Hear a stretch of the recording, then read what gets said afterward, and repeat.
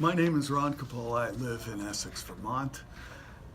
And we had several bills in Vermont regarding marijuana. The first one was passed for medical marijuana. The second was to decriminalize. And I didn't object to that. But legalization is another ballgame. And what I want to say is when you start praising the personal freedom and beneficial tax receipts designed for legalization of marijuana, you got to count the unintended consequences. In our state, it includes the carnage that was left with 5 teenagers lifeless on Interstate 89 because someone was in need of treatment for marijuana-induced psychosis.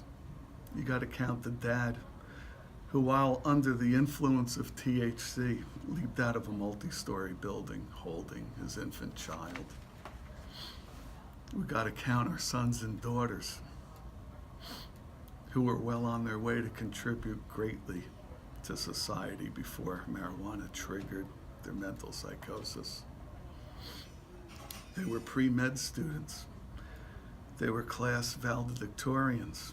A few wanted to serve their country via the military. Some were too young to have career ambitions before marijuana triggered them into the whirling dervish of mental illness. All too many couldn't cope with their triggered mental illness and willfully committed suicide, while others succumbed to overdoses. Family members that I know have spent life savings in hopes of curing onset marijuana-induced schizophrenia, spending thousands on court fees, attorneys, private investigators to locate their loved ones. We've set our retirement dreams to the wind.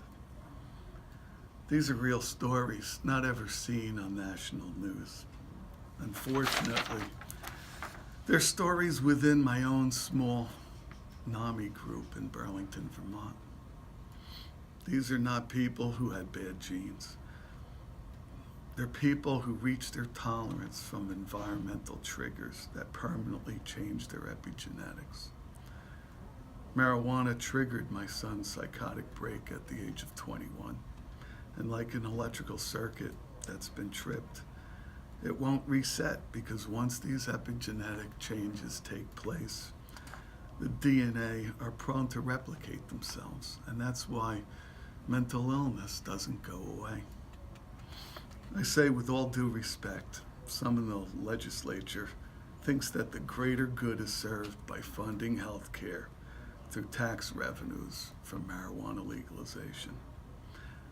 And I say, please don't tell me that my son's mind was sacrificed for the greater good.